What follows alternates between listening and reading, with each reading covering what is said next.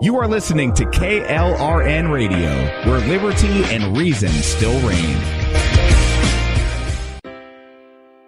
Most writers and radio show hosts know that to connect with your fans, you need to do more than just write books or record the latest podcasts. There are many different elements that go into forming an online platform, but there are also many hidden traps. To make matters worse, solid advice on how to survive the muddy waters is scarce. In the book Hidden Traps, I talk about some of the important issues of working with an online platform, highlighting traps that could put your physical or internet security at risk or be harmful to your reputation. Are your social media posts just links with a few disjointed words, making you look like someone who can't complete a sentence? Did your new website cost you more than you anticipated? Are you leaking your personal contact details across the web without even knowing it? Then you need Hidden Traps. Hidden Traps is now available in paperback and ebook from a variety of retailers, including Amazon, Barnes & Noble, and Kobo. Visit blackwolfpublications.com for more details. If you're 85 or younger, would you like peace of mind and comfort for your family? We're Final Expense Direct with an urgent message for you. The average funeral today costs over $8,000, but the most you'll get from government benefits is $255. How will your family pay the difference? We can help. Our senior plans start as low as just $1 a day and pay up to $30,000 for a funeral and other final expenses. Peace of mind is easy. There's no medical exam. You'll have lifetime coverage, and your plan can't be canceled as long as you pay your premiums. Call now for free information about our senior plans. Answer a few simple questions and receive approval right on the phone. Plus, call right now and we'll give you a discount prescription card for free. Call 800-553-8687. That's 800-553-8687. Again, 800-553-8687. KLRN Radio has advertising rates available. We have rates to fit almost any budget. Contact us at advertising@klrnradio.com.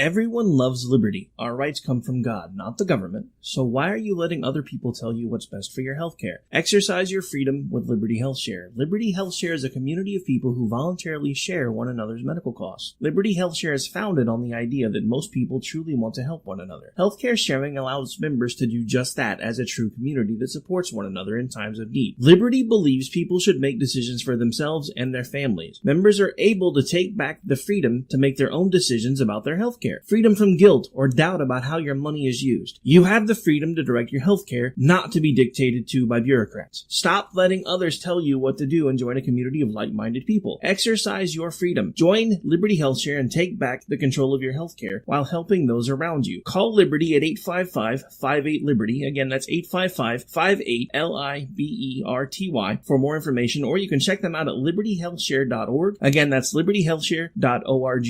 My son was in the Army back during Desert Storm, but even then he wanted an MBA. He looked at a dozen schools, but only one offered the online education and flexibility he needed while he was in a tent in Iraq. Grantham University. Turns out that Grantham's been delivering affordable, relevant college and advanced degrees for over 65 years. Heck, if they can deliver a quality education to a soldier in a tent overseas, think about the flexibility Grantham can offer you so you can earn your degree too. It doesn't matter how complicated or full your life is, if getting a degree is on your bucket list, you'll want to do what my son did. You'll want to call Grantham. Find out how easy it is to get started on your education so you can check that college degree off your bucket list. Call Grantham right now, 800-910-1370. That's 800-910-1370. Flexible, affordable, relevant. Call 800-910-1370.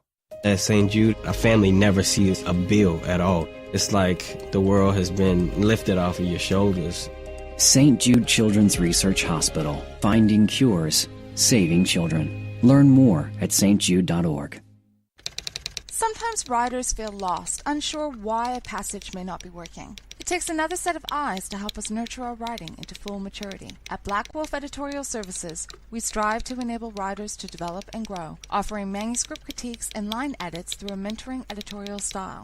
We also offer assistance on generating a writer's bio for your websites. Black Wolf Editorial Services, nurturing your writing into maturity. For a full list of services, visit blackwolfeditorial.com. You're listening to the Spark Radio Network, internet radio like you've never heard before. Innovation, creativity, and imagination are all said to begin with a spark. So fasten your seatbelt and take the ride of your life and listen for the spark. Sometimes we need to slow down and remember the simple pleasures in life. Good coffee, good books, and good company. Come on in. Take a seat. The coffee's just been brewed. Let's see who we have in the coffee shop today.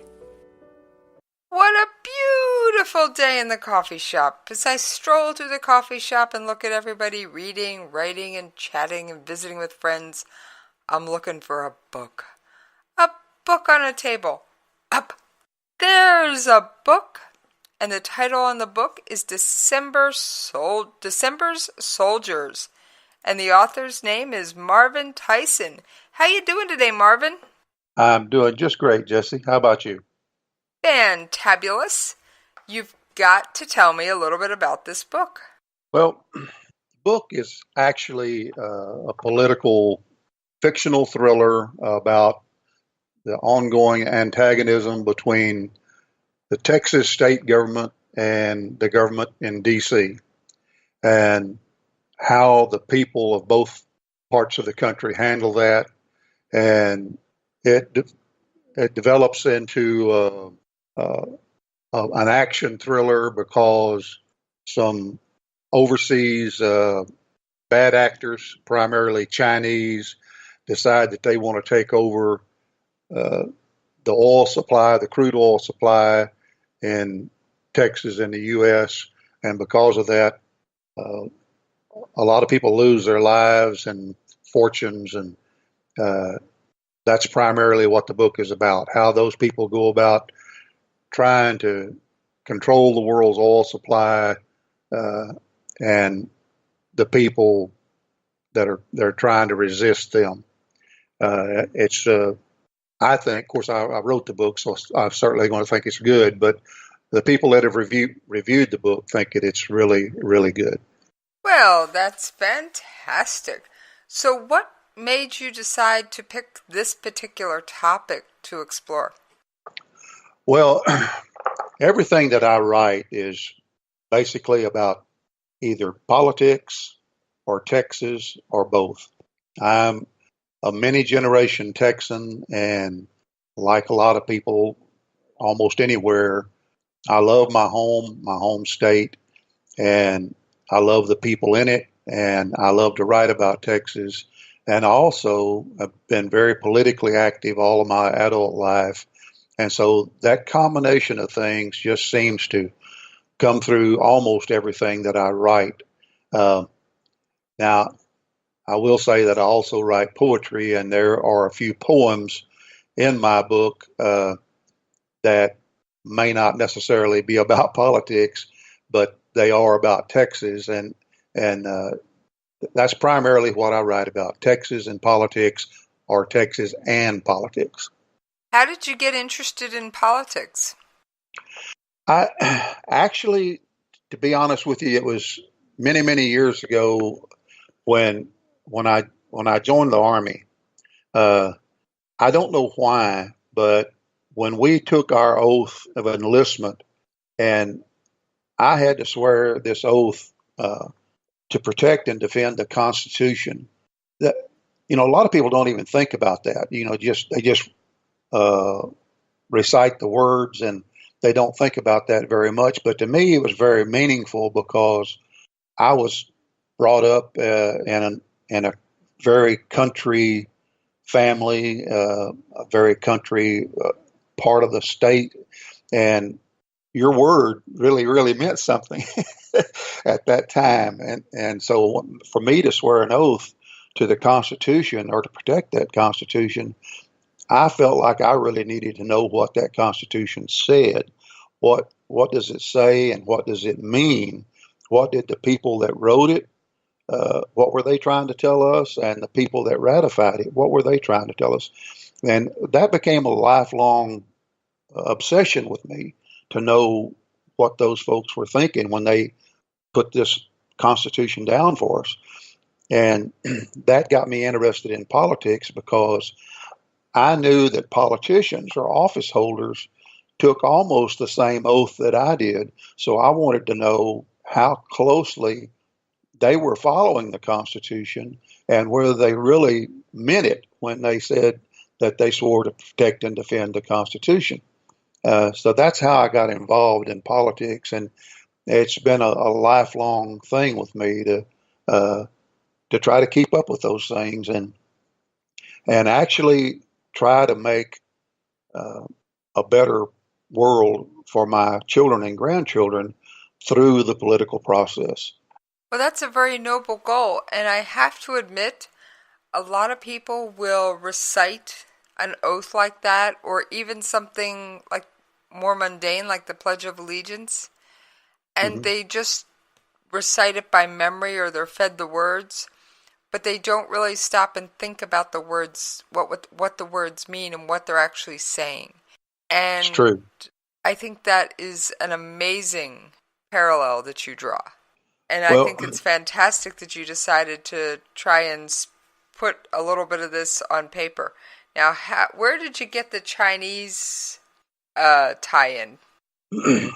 Actually, there was an effort by some Chinese businessmen, not necessarily gangsters like I've got in my book, but some Chinese businessmen to control part of the oil supply in the Middle East. And that was many years ago, but that was the genesis of my idea to put the Chinese in this, because as a lot of people are aware, the Chinese, the wealthy Chinese, just have tremendous amounts of money available to them today through either gambling or underworld activities, much like a lot of Russian billionaires came to have their money.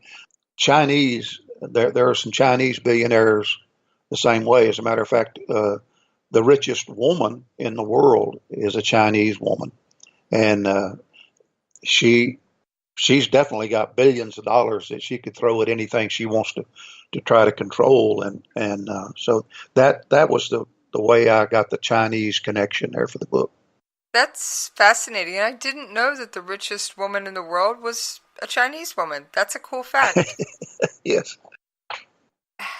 Is your writing influenced by the current events and the geopolitical climate that's currently going on? I mean, right now, you don't hear so much about China except when it comes to trade, but we keep hearing Russia, Iran, North Korea, all these other countries.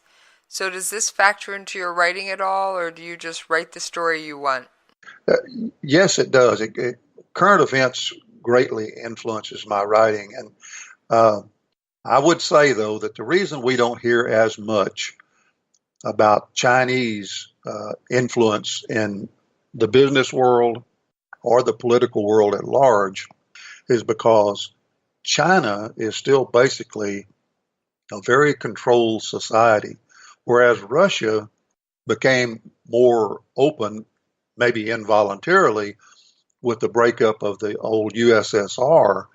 China is still very monolithic and very upward, top-down centered politically, and so they're still very much controlled as far as what is printed, what is said on TV and radio there. So it's just not as publicized as the Russian side is, but it's just as prevalent. and they have just as much control, if not more, across the world stage as the Russians do. Well, that's fascinating. And I, as a news junkie and a observer of geopolitical actions, it's one of the reasons I think my first love genre will always be thriller, because the really great ones pull little tidbits of reality right off the headlines and weave them into this white-knuckle thrill ride tale, where sometimes you don't know where the facts end and the fiction begins. Right.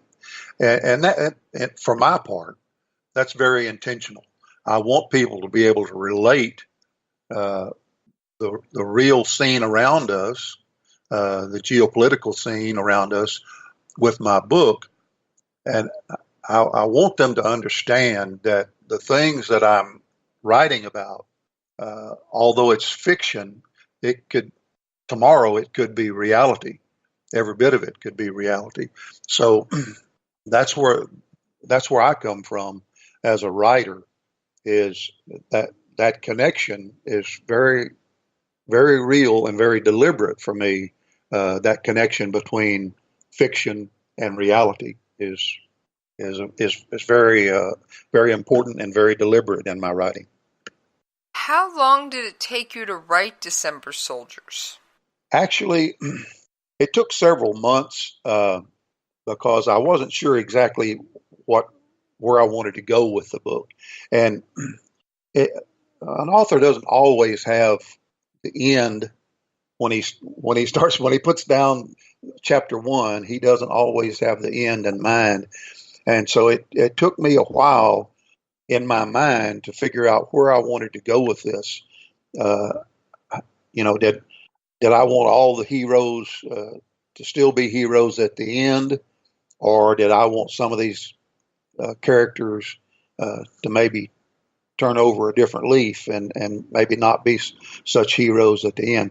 So all those things played into that. So it took me several months to write it, but I'm not a guy that sits in front of the computer 8 or 10 hours a day writing either. So that played a large part in how long it took me to write the book. But because I do a lot of real nonfiction political work, and I do a lot of public speaking, and so it's that all that takes time, and so all those things work together to make it probably a 7 or 8 month process to write December Soldiers.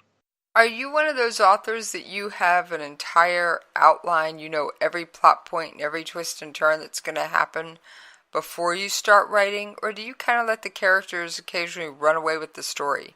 I always let the characters, as you say, run away with the story. And the reason for that to me is that I actually try to put myself in that particular character's place. In other words, the events up to now have come to this point. What would Marty, in this case, my protagonist in the book, what would Marty actually do here as a result of all these things? Where, if you've got a character like in this latest book, you've got a young man who is elected governor of the state of Texas in his mid-30s, but at the same time you have a young lady who is an ex-call girl in Washington, D.C., and she is one of the heroes of the book. Now, obviously, those two people from those different backgrounds wouldn't react the same way in the same circumstances. So I try to put myself in each character's place in the book. What would he or she do now?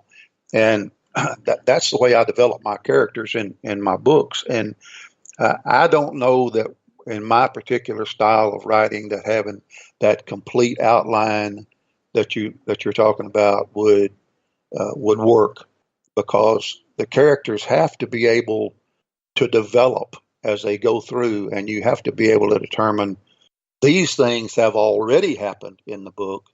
Now, how is Sam going to react here, or how is Sheila going to react here? So I don't think that in my style of writing that complete outline would work. I have an outline. I always have an outline when I go in, but it's very broad and never detailed because those characters have to have some room to grow. Well, I'd have to say, among thriller authors, that seems to be the norm. I have spoken with numerous thriller authors, and most of them say they know that plot point A needs to happen, plot point B needs to happen, plot point C and D need to happen too, and they know what order. But how they're going to get from A to B, B to C, and C to D, they couldn't begin to tell you. Right. So I'm now wondering if this is a genre thing. I really wouldn't be able to say because I talk to a lot of other authors, but we don't necessarily talk about writing styles as much as we do about subject matter. And I totally understand that, but it was just a thought that popped into my head, and I was like, wait a minute, this is like the fifth thriller author to give me the same answer? Gotta wonder that one a little bit more. Now, once you finish December Soldiers, took that 7 or 8 months and you have that completed manuscript, do you have an editor or a critique partner or someone who goes over it and looks for those flaws? I have to laugh because I would be completely lost without my editor. I have an editor, Janet Music, who I think is the best editor in the world. And she's the one that dots all my I's and crosses all my T's, and also smacks me down a little bit when I put something in there that doesn't make sense to her. She wants to know exactly why, and that's to me, I couldn't do without her.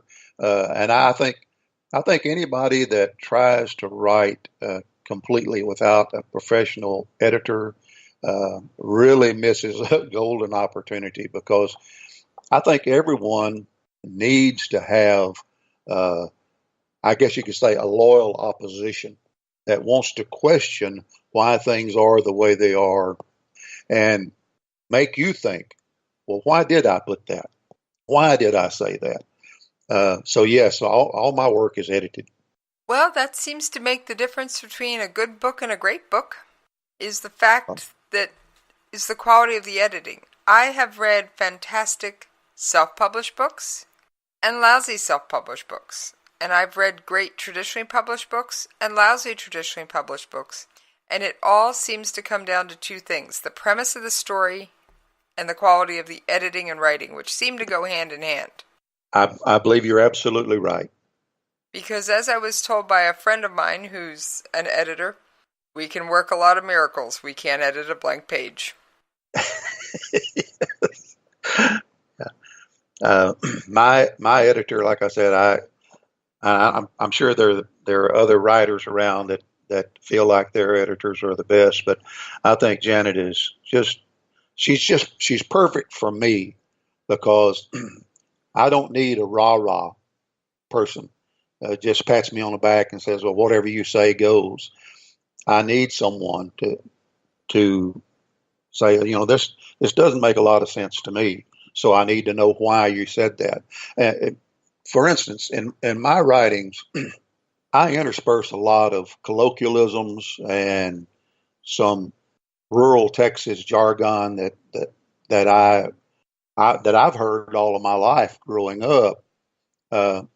But Janet, being from Missouri, she wouldn't necessarily understand what I was talking about, and in some cases, we change some of those things. But in a lot of cases, I just say, no, I want my reader to hear it just that way. And if they don't know exactly what that means, I want them to look it up. And so we go back and forth like that. But it makes a lot of sense that you have to understand that if you only want to write for yourself, that's one thing. But if you want a broad audience to understand what you're trying to say, then you need to have someone that wouldn't necessarily just pat you on the back and gloss over something like that. And in my case, I certainly need that, and I'm grateful for my editor, like I said, Janet Music, for keeping me on the straight and narrow. Could you give me an example of one of those Texas jargon sayings that not everybody might know? Well, I'll give you a typical single word. In Texas, all over the state, we use this crushed white rock to make parking lots in a lot of cases, or even gravel roads, or long driveways up to homes, and we call that caliche. Uh, we pave a lot of stuff with caliche in Texas. But when you have someone read that, almost invariably they'll come up with something like caliche or caliche. They never, very rarely will they understand that word is caliche. And that's one of the things that I would say is a local or semi-local thing here in Texas, caliche. Well, I've most certainly never heard of caliche, and I've heard of a lot of interesting things on this show. Now, they say editing is also slaying your darlings, and there's always that one scene, that one character, that one something you have to take out to make the manuscript work, but that you are totally in love with. You don't want to part with it, but you have to. Do you have a scene like that or something like that from December Soldiers? We did. We worked out a compromise between my idea of what, not a character, but a very important part of the story. And without giving away too much, I want to say that there had to be a mechanism in this story whereby a conflict was caused between Texas and the other states. And I wanted it to be one thing, and Janet felt like very strongly that she felt like that it should be something else. So we worked out a compromise whereby we simply added her thoughts to the story, and it worked out very well. But at that time, when she first suggested that as a change, I said, "Oh no, we're keeping this as the reason why they got at each other's throats." But it, like I said, we worked out a compromise where we left my key for antagonism in there, but added hers as well. So yes, there are things like that. And when you're in the process of editing a book, if you have a good editor, there are going to be a lot of things like that where when you're going through the book word by word and sentence by sentence, there'll be a lot of things that the editor will want to change for clarity, but at the same time, the author may feel like is an integral part of the story, and it's got to stay there. And like most writers, I will say that in the end, the author's version of things has to be what goes. Otherwise, it's no longer his or her book. It becomes somebody else's book. But you still have to have that editor that can give you a broader perspective. And in addition to, like I said earlier, just dotting the I's and crossing the T's and making sure that my sentences didn't run on and that what I said actually made sense to the casual reader. So. Well, that is fantastic. Now, I do have another intriguing question to ask you. How did you come up with the names for your characters? Were they inspired by real-life people, real-life events? How did you come up with your names? Actually, most of them are either names of people that I've known in my life, or maybe combinations of one person's first name, another person's last name.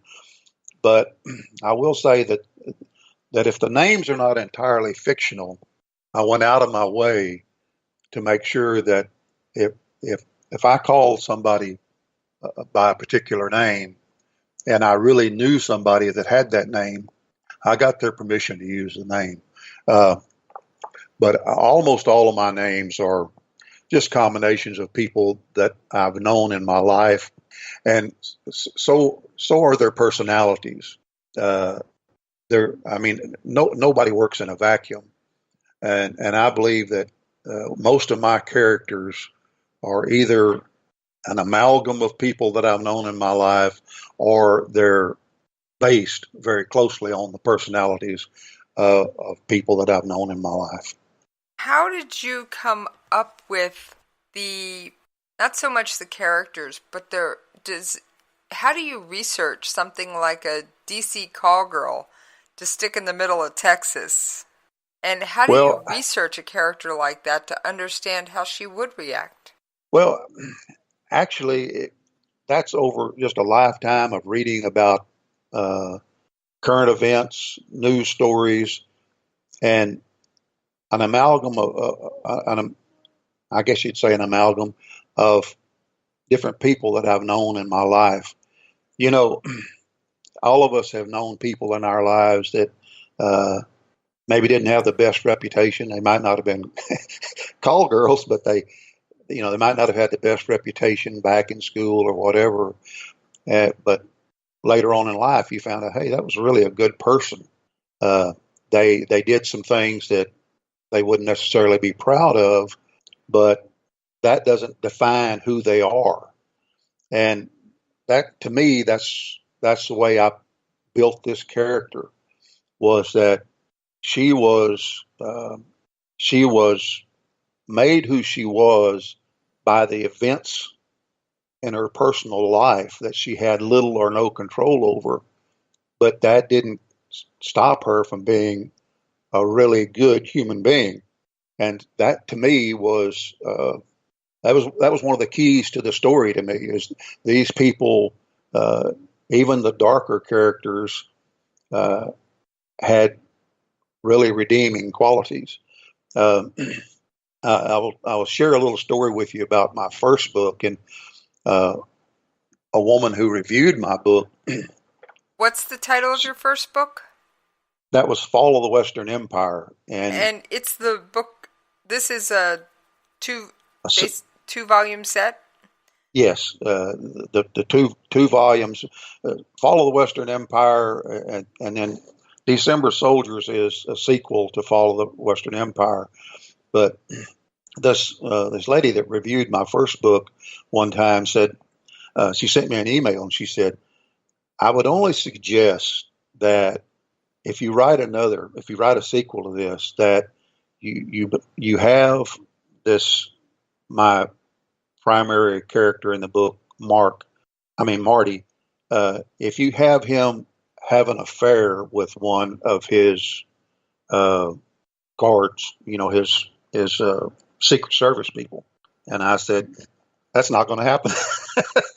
I said, I spent the entire book building this man up as a good guy, a hero character. And that's the way he's going to stay. And the woman that she wanted me to write him in as having an affair with, she had married her high school sweetheart, and that, to me, that was just completely out of character for both of them. And she wanted me to add it in there just for salacious content, and I wouldn't do it. And so, to me, that's the way those characters develop. I mean, you either have to be you can't change your character in the middle of the book. To me, now other authors may find that perfectly acceptable, but I don't. I feel like that a character is who he is or who she is, and a leopard doesn't change his spots. Well, I've seen authors change their characters midway through books, but it was because of some overarching insane event that happened in the book. So it was the circumstances around them changed so drastically that they were kind of forced into changing. But it wasn't something they went out and sought on their own. Right. And I agree with that. And there are some cases in my books where the circumstances are so drastic that they have no choice but become maybe more violent than they ever would have been prior to that event happening or whatever. Now, you have mentioned multiple times you are a proud Texan. And Texas is the focal point of your books. Yes. Now, everybody knows, or I hope my listeners know, the Alamos in Texas. Now, aside from that, if someone was going to come visit Texas, where would you recommend they go visit? For me, I would recommend a Texas historical tour. I would recommend that anyone visiting Texas that really wanted to know about Texas would visit Washington on the Brazos, which is where our Declaration of Independence was signed, where our first Congress met, where the Republic of Texas was actually formed. I would visit the Alamo, which to a Texan is hallowed ground. I don't know if my book actually opens with my poem about the Alamo, but then I would visit the San Jacinto Monument, where Texas independence was won. And that would be my recommendation. I think that the superficial things, the pretty scenery and all that stuff would come second on my list for anybody visiting Texas. But maybe that's just my historical outlook on life. I want to know about history and why we are where we are and why we do what we do. And that would be my first recommendation to anybody in Texas or coming to visit Texas. All right. Well, that is a fantastic perspective. And we have come to the point in the show where we have got to pay those radio station bills. So, Marvin, I am going to pour you a cup of coffee. And I'm going to ask everybody out there to hang in with us while we pay those radio station bills, and we will see you on the other side. Most writers and radio show hosts know that to connect with your fans, you need to do more than just write books or record the latest podcasts. There are many different elements that go into forming an online platform, but there are also many hidden traps. To make matters worse, solid advice on how to survive the muddy waters is scarce. In the book Hidden Traps, I talk about some of the important issues of working with an online platform, highlighting traps that could put your physical or internet security at risk or be harmful to your reputation. Are your social media posts just links with a few disjointed words, making you look like someone who can't complete a sentence? Did your new website cost you more than you anticipated? Are you leaking your personal contact details across the web without even knowing it? Then you need Hidden Traps. Hidden Traps is now available in paperback and ebook from a variety of retailers, including Amazon, Barnes & Noble, and Kobo.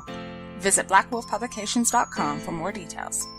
If you're 85 or younger, would you like peace of mind and comfort for your family? We're Final Expense Direct with an urgent message for you. The average funeral today costs over $8,000, but the most you'll get from government benefits is $255. How will your family pay the difference? We can help. Our senior plans start as low as just $1 a day and pay up to $30,000 for a funeral and other final expenses. Peace of mind is easy. There's no medical exam. You'll have lifetime coverage, and your plan can't be canceled as long as you pay your premiums. Call now for free information about our senior plans. Answer a few simple questions and receive approval right on the phone. Plus, call right now and we'll give you a discount prescription card for free. Call 800-553-8687. That's 800-553-8687. Again, 800-553-8687. KLRN Radio has advertising rates available. We have rates to fit almost any budget. Contact us at advertising@klrnradio.com.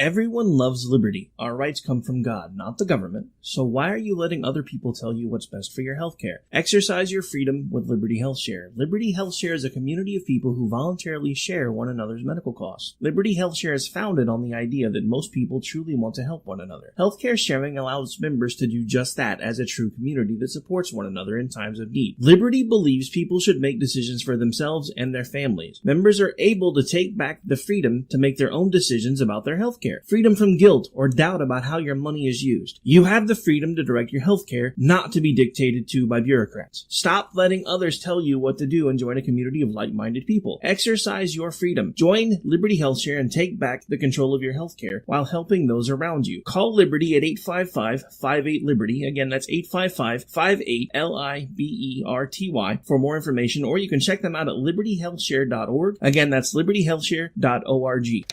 Sometimes riders feel lost, unsure why a passage may not be working. It takes another set of eyes to help us nurture our writing into full maturity. At Black Wolf Editorial Services, we strive to enable writers to develop and grow, offering manuscript critiques and line edits through a mentoring editorial style.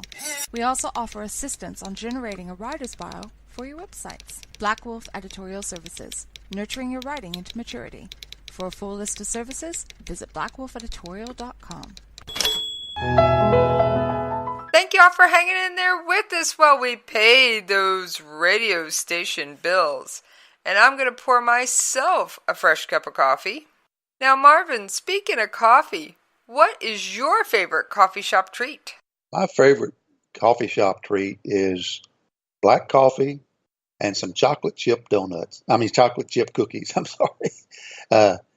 That would be my favorite. A chocolate chip cookie and black coffee. Strong black coffee.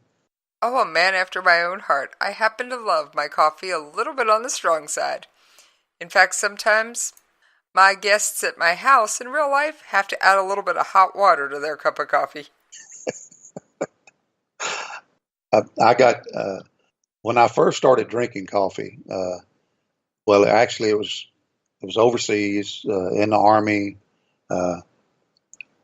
Our C rations always had instant coffee in them, and I would only make about a half a cup of water and put that whole packet of instant coffee in there, and a lot of guys would just kind of turn up their nose, but that's the way it tasted best to me, and it still does. Well, that actually sounds like a pretty decent cup of coffee, because personally, I don't do instant if I can at all avoid it. Actually, it certainly wouldn't be my favorite, but if you don't have anything else, believe me, you'll take instant coffee. Oh, like I said, if I can avoid it, I have to have my caffeine. That is not optional. Many things in life can be optional and negotiated. Coffee cannot. Yeah, I do love my coffee. I have to first thing in the morning. I have to get my coffee. Now, you just mentioned your military service. Did your military service influence the way your book turned out? Yes, in a lot of ways it did. My heroes in the book, and this is where the book got the title December Soldiers. It's kind of a play on May-December romances, where the December part is getting on up there in years. Well, these guys are December soldiers because they're older vets that have been in combat, and that all comes into play as they're fighting the bad guys. So those things did influence my writing, and probably always will. Even though that's a short period in most people's lives, or most veterans' lives, it's probably the most influential time of a young man's life, for sure, because the sheer emotion of the things you see and do in combat just can't be unseen or undone.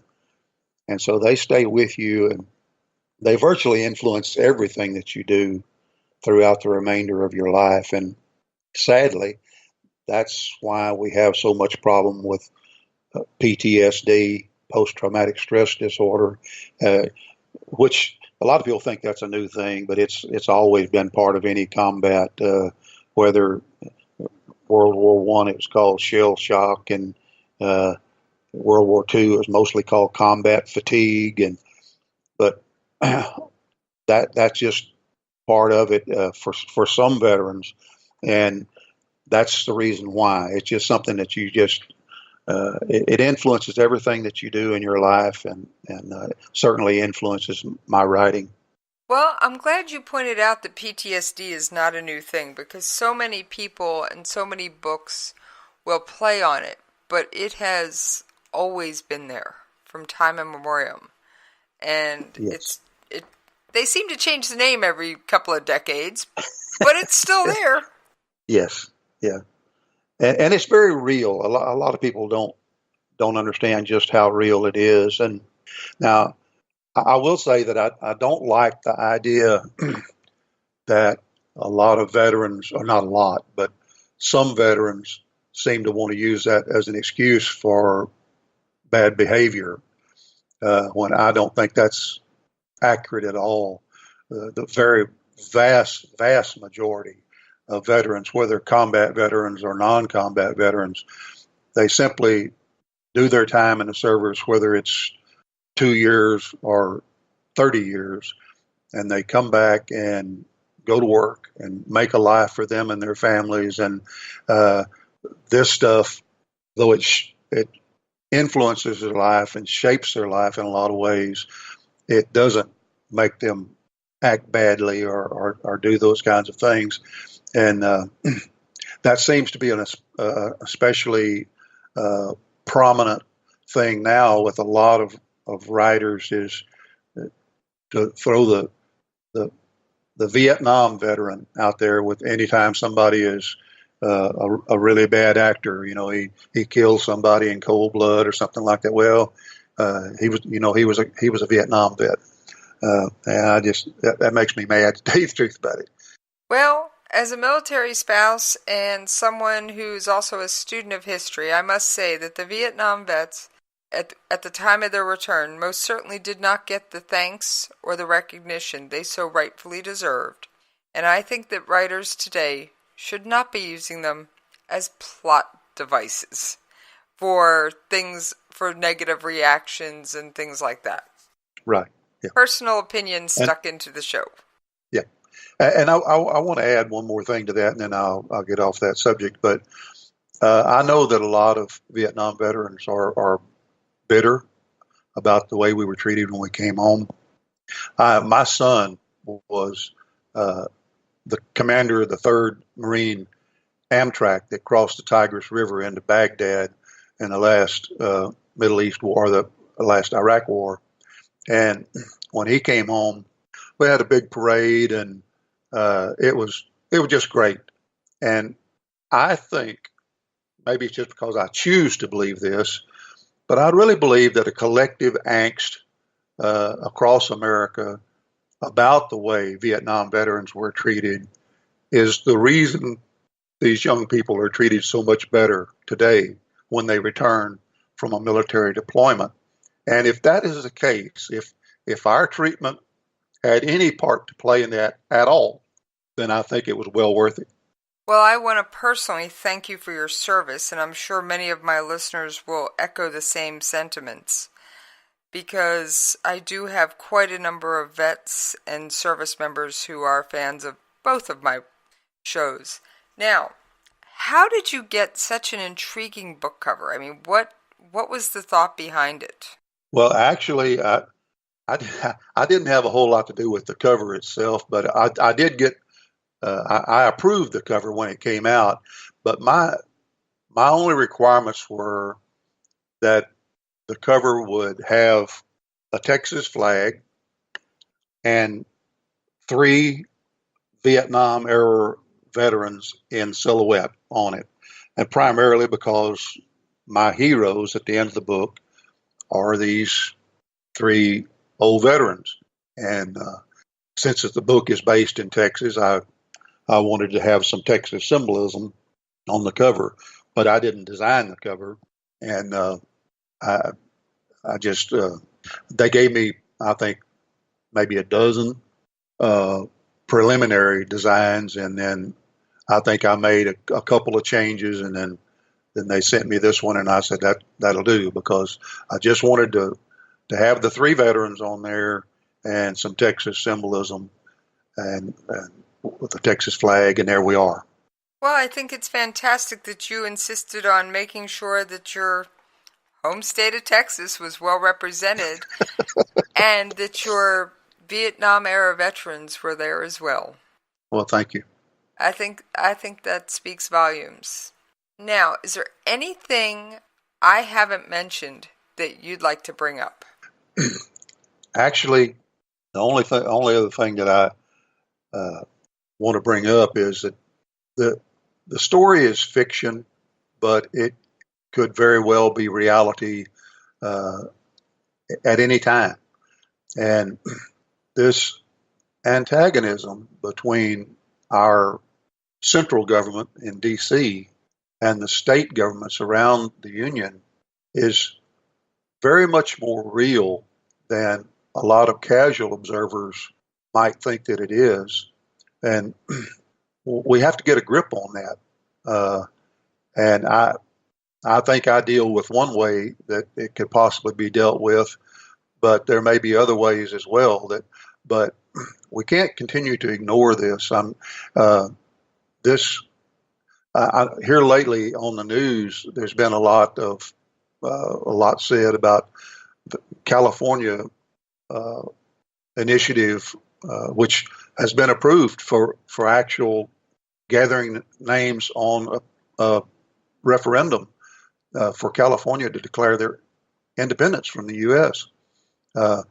Around the world, this is not anything unusual at all. A lot of people don't even know this, but at the end of World War II, there were only 55 states in the entire world. 55. Today, there are 203. Well, those other 148 states came from separating from another collective state, much like the USSR broke up, Yugoslavia, South Africa and India separated from the British Empire, and many states in South America separated from the Spanish Empire. And all these things happen around the world as a matter of course. Here, most recently, we had Scotland. They voted on independence, even though it failed.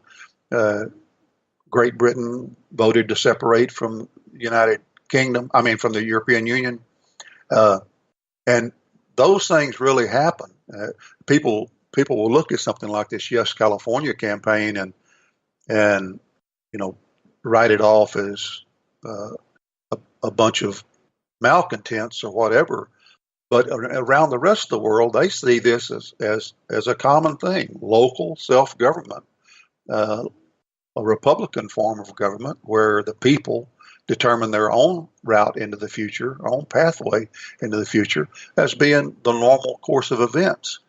And we better start looking at that pretty closely, or it's going to be hell to pay. We have to look at those things in a more wide view than what we do today. That antagonism is very, very real, and actually, our country is probably more divided today than it was in 1860, shortly before the war between the states. So there'll be a time of reckoning whether we accept it and work politically to change that, or whether it boils over into violence. And my own personal opinion, having been part of that violence in the past, I certainly don't want to see that happen here in my own country. I want to see us take these things seriously and work through them in the political sense. Do you view your book as a warning to the current generation to avoid that potential violence here on American soil? I do. I think that in my personal opinion, and this is just me, I think we've probably progressed beyond the point where it's, everything's going to go back to being smooth again, and the Republicans and the Democrats and libertarians and the liberals and the conservatives, everybody's just going to join hands and sing Kumbaya. I don't think that's going to happen anymore. It will take some kind of an earth-moving event to make that happen. But I would rather see it happen politically than see it devolve into violence. And I do think that this could be taken as a warning because, throughout human history, there have been these upheavals when any time government begins to be all from the top down and not from the bottom up, it always ends badly. And right now, we have the government in D.C., both the legislative branch, the executive branch, and the judicial branch, virtually just dictating to these states. And that's just a bad omen when it comes to human history. That always ends badly. So we've got to get a handle on that some way. And I would certainly hope that we could do it politically rather than through violence. It scares me to death, to be honest with you. I'm an old guy, and I've lived most of my life, but I've got children and grandchildren and great-grandchildren that I love very much, and I certainly don't want to see them involved in anything like what Yugoslavia was going through over there a few years ago. For some reason, Americans want to bury our heads in the sand and believe, well, that just can't happen to us. But it can. Everything, we're humans, just like the Russians and the Yugoslavs. We have the same makeup as far as human nature goes, and all these things happening around the world can happen here just as readily as they can happen anywhere else. And we have to understand that and stop ignoring these things.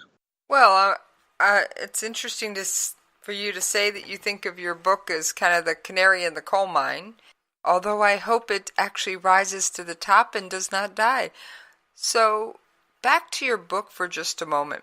When you finished Fall of the Western Empire, which is quite a bit of an ominous title, and then you wrote the second book, December's Soldiers, and you got the title from your age of the military members that have prominent roles in your book. What was the one thread that kept you going through with this story? What was the one thing that made you go from book one to book two? It was just that, I felt like that the characters weren't through with their story. Not that I wasn't through with my story, but that the characters weren't through with their story. They still had so much more to tell, and so much more that they could teach us about as we go forward here in the U.S. And so I felt like it was imperative for me that I continue letting these characters tell their story, and that's why I went into the second book. Now, can you tell me why you chose to go with a traditional publisher? Well, for one thing, they had the publicists, the editors. They had everything in one package. In other words, I didn't know any publicity firms. I didn't know any editors, professional editors. I didn't know any of these people. So it was to my benefit to go with a traditional publisher, and all I had to do was just send in my manuscript and then wait for the editor to call me and say, hey, look, let's start working together on this. And it just made it so much easier on me because I knew that I had to have a professional editing. I knew all these things, and I knew that publicity costs money. And the publisher that I went with, I feel very fortunate because I was not a known author. I didn't have a reputation as a writer, but they took a chance on me because they primarily focus on Texas authors and Texas stories and things like this too. But to me, it was just a no-brainer. I felt like that they could do much more with my book and reach a much wider audience than I ever could on my own. Well, that's great. Now, I have one last question for you. Okay. What is for anyone who wants to reach out and either talk about Texas or find out more about your time in Vietnam or anything else, what is your social media contact information? Marvin Tyson on Facebook, just Marvin Tyson, MarvinTyson. And on Twitter, it's ML Tyson. And I'm also on a relatively smaller platform called MeWe as Marvin Tyson. And do you have a website? I'm sorry? Do you have a website? Yes. It's Marvin Tyson, Texas Author. That's on Facebook. Okay. Is there anything else you'd like to add before I grab that copy of December Soldiers off the table? No, just the book can be had at Amazon.com or Barnes & Noble or through my publisher, DefiancePress.com. And it's available in hardcover, softcover, and within just a few days it will be available as an audio book. And it will be on the shelves in Barnes & Noble probably within a week or two. Well, that is fantastic, and I thank you very much for joining me here in the coffee shop. And as always, for anyone trying to track me down, you can find me on Twitter at Radio Host Jesse. You can email me at the station at Jessie, that's Jessie, at KLRNradio.com. Or I have a new email address just for you book lovers and coffee shop addicts, when that is Jessie, Jessie, at jessiescoffeeshop.com. Now, I am going to snatch that copy of December Soldiers off the table and tell all of you to go visit jessiescoffeeshop.com, and I will see you next time in the coffee shop, because I am pouring myself one last cup of coffee, and I'm going to settle in with December Soldiers, a great book. I'll see you folks next time.